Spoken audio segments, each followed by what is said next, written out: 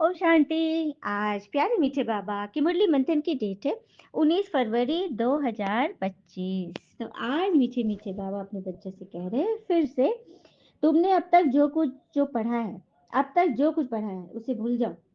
जीते जी मरना सीखो। माना सब कुछ भूलना। यहाँ मरने में आप लोग डरिएगा नहीं। यहाँ मरना उस बात पे सिखाया जा रहा है जैसे कि कोई लाश है, उस पे फूल भी चढ़ते हैं तो कोई बात नहीं, अग्नि भी लगती है, कोई बात नहीं।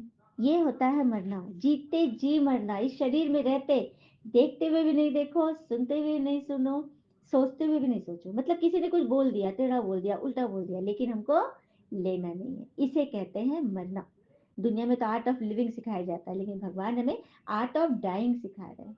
कैसे संसार में रहते एकदम इससे उपराम, हम्म कीचड़ में कमल जैसा, ये सिखा रहे बाबा। कि पिछला कुछ भी याद नहीं, याद आएगा ना, अरे फलना ने मुझे ऐसे बोला था, अरे भविष्य में ऐसा हो जाएगा, चिंता, दर्द, पीड़ा, इन सब से बाबा बचा रहे हैं। इसलिए बाबा एकदम साफ हिदायत दे रहे हैं, अब तक जो कुछ पढ़ा है, जो कुछ मन में भरा है, वो सब निकाल दो। तो निकालेंगे सभी? रेडी है? कौन कौन तैयार है बताइएगा। अब बातें तो आती ही है ना जीवन में। कहते हैं ना, मक्खन पे यदि 2 चुटकी नमक डाल दो तो उसको नष्ट नहीं करता, बल्कि इसको नष्ट होने से बचाता है। उसी प्रकार एक सरल और सच्चे इंसान के स्वभाव में ये थोड़ी सी गर्माहट आ जाए, थोड़ी सी वो आपको समझाने के में थोड़ा तेज स्वर बोल दे, तो इसका मतलब ये नहीं है कि वो आपको बिगाड़ रहा है, वो आपको बना रहा है। उसकी अच्छाई देखो, ठीक है? गुण देखना शुरू करो। तो भगवान ने जो बात बोली है, तो हमें ईश्वर का गुण देखना है कि परमात्मा तो गुणों के सागर है। जो वो हमें बता रहे हैं, तो फिर हम ना करें तो फिर अपना मुख हम आईने में देख ले कि हम क्या हैं। ठीक है? प्रश्न है, जो पूरा जीते हुए भी मरे नहीं है, उनकी निशानी क्या हो? जो पूरा जीते जी मरे हुए नहीं है,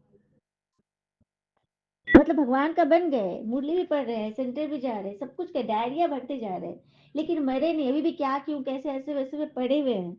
उनकी निशानी क्या होगी? बाबा ने आज बोला, वे आर्ग्यू करते रहेंगे, हर एक से आर्ग्यू करेंगे, यहाँ तक कि भगवान से भी आर्ग्यू करेंगे, उन पर भी प्रश्न कर लेंगे, शास्त्रों का मिसाल देते रहेंगे। जो पूरा मर गए, जो पूरा समर्पित हो गए, सरेंडर हो गए, वो तो कहेंगे बाबा ने जो कहा वही सच है, श्रीमत में कभी मनमत परमत मिक्स नहीं करेंगे। इसे कहते पूरा मरना। तो मरेंगे सभी। जो जो मरना चाहते हैं वो लिखेंगे कमेंट में। इसमें हंसी है, कोई अनजान जब सुन लेगा ना कि क्या सिखा रही है दीदी, तो समझिए कि मैं आत्मा क्या बोल रही हूँ। बाबा ने जो बोला बस मैं उसे फॉरवर्ड कर रही हूँ। ठीक है? तो लिखेंगे सभी, और जो लिखेंगे वही मरेंगे, वही बनेंगे भी। इसलिए सबको खुला चांस है। Hear no evil, see no evil, talk no evil. एक आत्मा का अनुभव में बताती हूँ। उसने अभी कल ही मुझे बोला कि दीदी मैंने अब सब समझ लिया है, मुझे अब बस मर ही जाना है। क्योंकि इतने सालों के जीवन में यदि कोई नहीं समझ पा रहा सामने वाला, तो फिर अब उसको समझाने के लिए मेरे पास उतना समय भी तो नहीं है, आयु भी तो काफी निकल गई। तो हम अपने आप को ही समझ ले, यही बहुत बड़ी बात है ना? इसके लिए ताली। गीत है आज का, ओम नमः शिवाय, ओम नमः शिवाय, ओम नमः शिवाय, ओम नमः शिवाय। ओ पूरब से जब सूरज निकले, सिंदूरी घन छाए, पवन के पग में नूपुर बाजे, मयूर मन मेरा गाए, मन मेरा गाए। बोलिए ओम नमः शिवाय, ओम नमः शिवाय, ओम नमः शिवाय, ओम नमः शिवाय। ओम नमः शिवाय, इसका भी अर्थ है, ओम मतलब मैं आत्मा, नमः मतलब मैं नमन करती हूँ अपने परमात्मा शिव को, जिनका कि ये शिव नाम कभी नहीं बदलता, क्योंकि ये उनकी आत्मा का नाम है।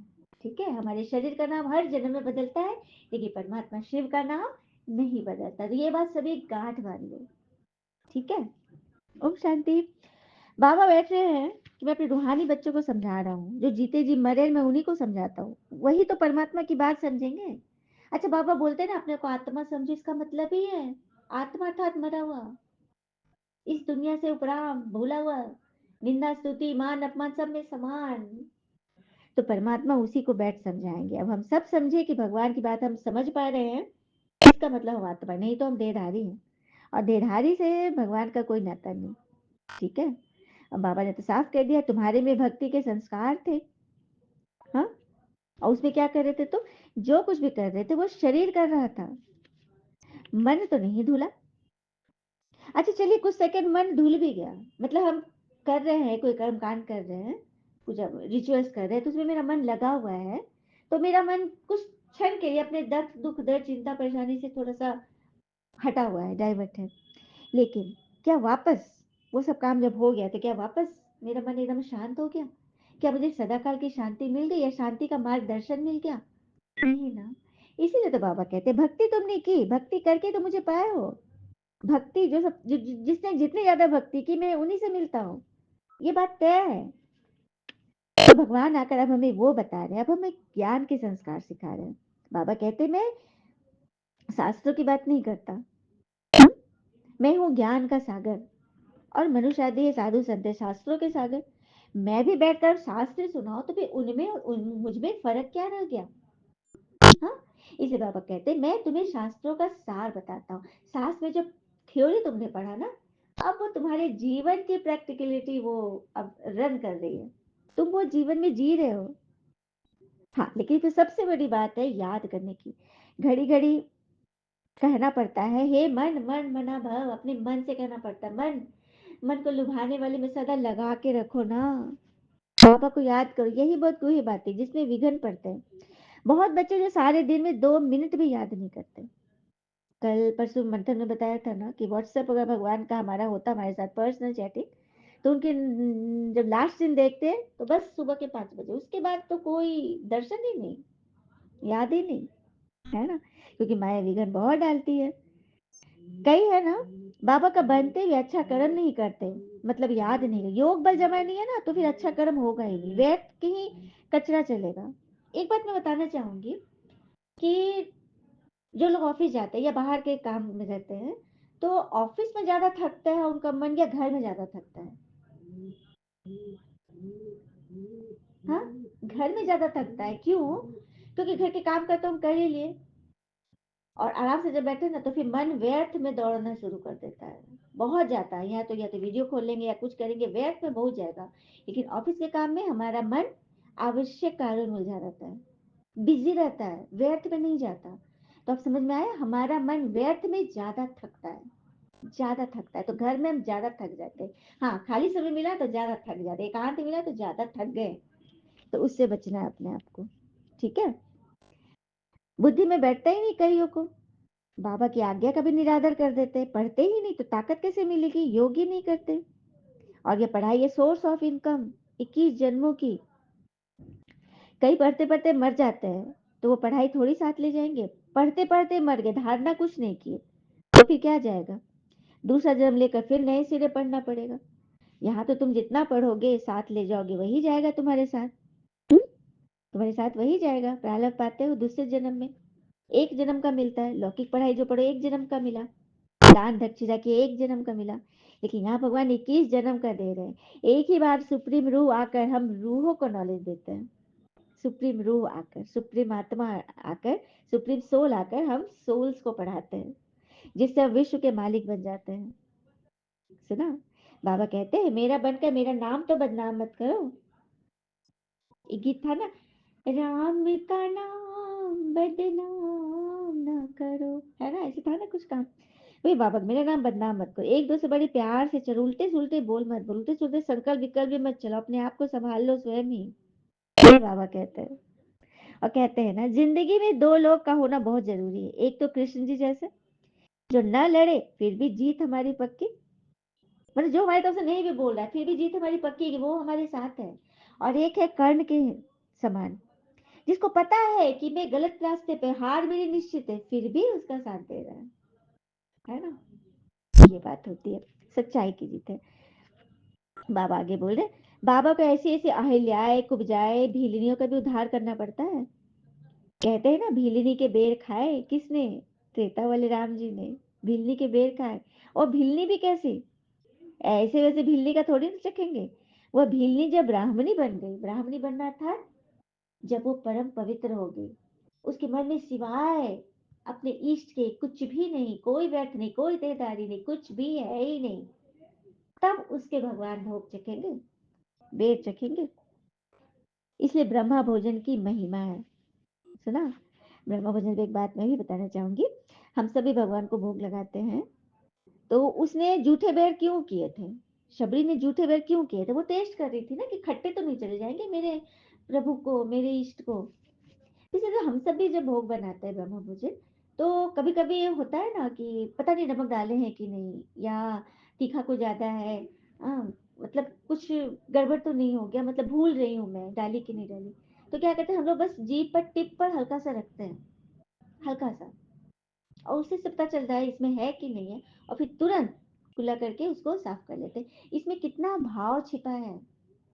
क्या परमात्मा को ऐसा वैसा भोजन नहीं दे सकते, फीका नहीं दे सकते जो उनको अच्छा नहीं लगे? हम्म? जैसे हम अपने बच्चे के लिए भोजन बनाएंगे तो कितना मन में भाव रहता है कि मेरे बच्चा को ये पसंद आए, मेरा बच्चा एकदम उंगली चाट चाट के खाए, लगता है ना ऐसा? उसी तरह भगवान के लिए रखे ना, तो यही तो भावना, वही है भीलनी के बेर, जो जूठे बेर भगवान ने खाए। हाँ, ये बात है।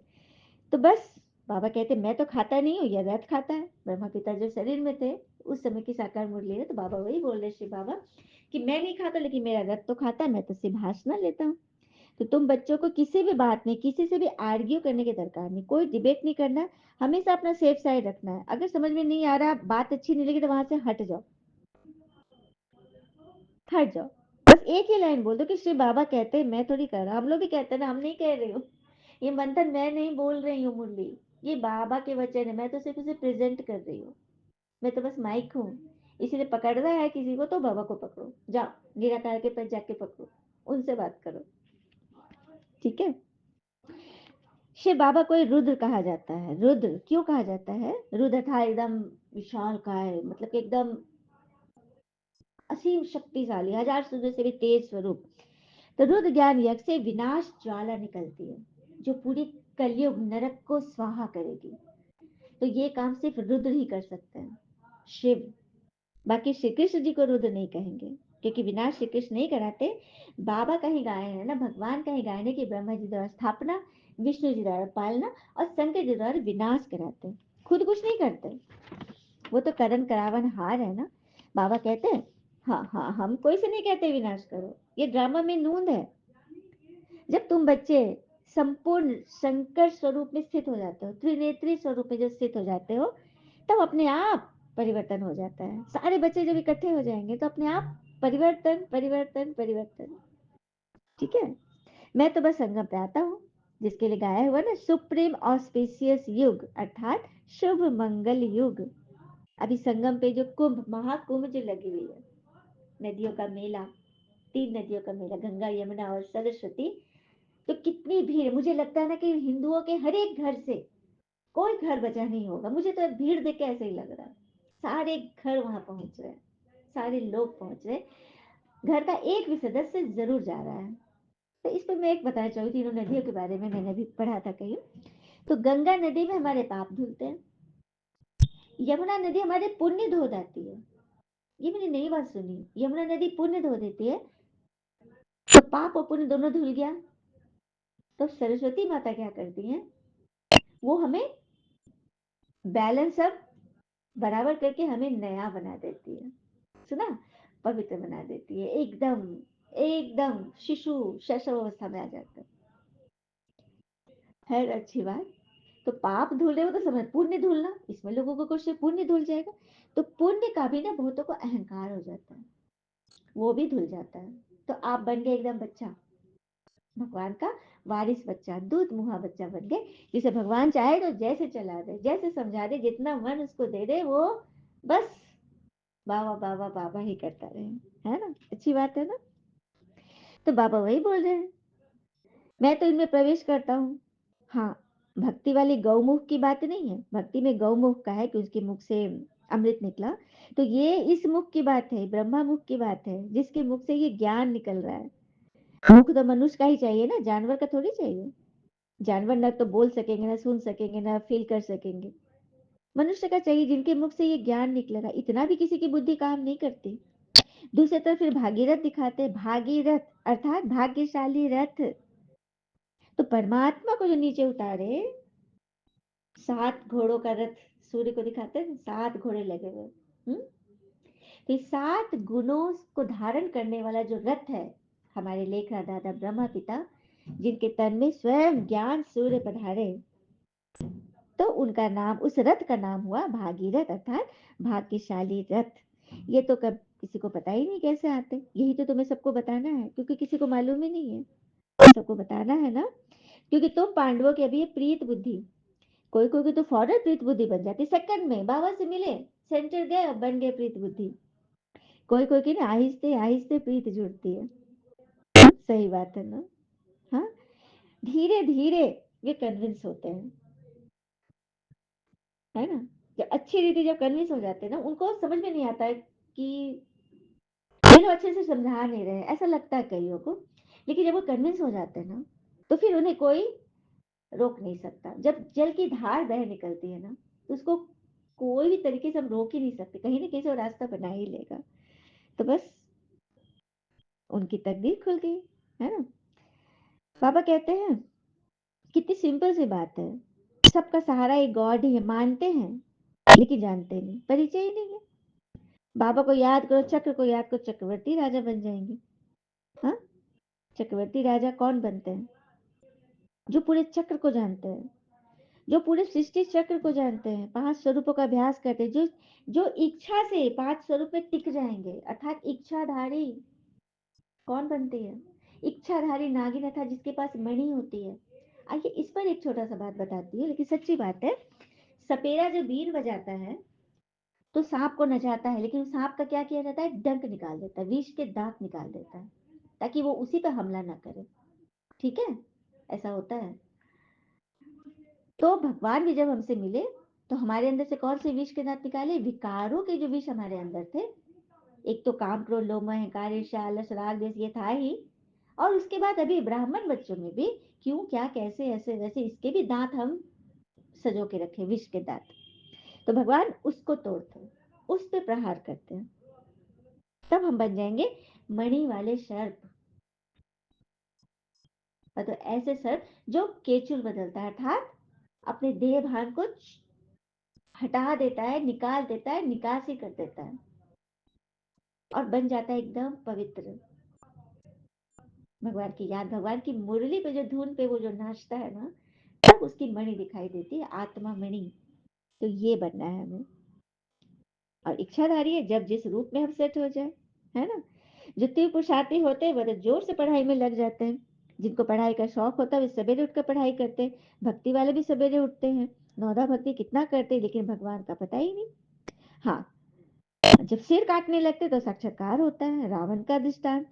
रावण ने सर काटे थे ना, लेकिन बाबा कहते हैं साक्षात्कार भी नुकसानकारक है। इसमें पढ़ाई और योग दोनों बंद हो जाते, उनको लगता है अरे हम तो भगवान के बन ही गए, अहंकार आ जाता है। इसलिए ये सब नहीं, पढ़ाई पढ़ो और कुछ नहीं। ठीक है। बाबा कह रहे बच्चे, तुम्हारी एक आंख में शांति धाम और एक आंख में सुख धाम, बाकी सब दुख धाम को भूल जाओ। तुम चैतन्य लाइट हाउस हो। अभी प्रदर्शनी में, दिल्ली में प्रदर्शनी हुआ था, नाम क्या रखा था? भारत दी लाइट हाउस। लेकिन पता ही नहीं भारत से ही लाइट निकलेगी, ज्ञान की लाइट, अध्यात्म की लाइट, शिव बाबा की लाइट, क्योंकि ज्ञान प्रकाश, ज्ञान सागर भगवान भारत में ही तो आते हैं, भारत में ही तो उनकी जयंती होती है। पोर्ट पर भी, बंदरगाह पर भी लाइट हाउस स्टीमर रास्ता बताते हैं कितने सारे जहाजों को, लेकिन पता ही नहीं है जिंदगी का रास्ता, सच्चा रास्ता, मुक्ति और जीवन मुक्ति धाम का कौन बताते हैं?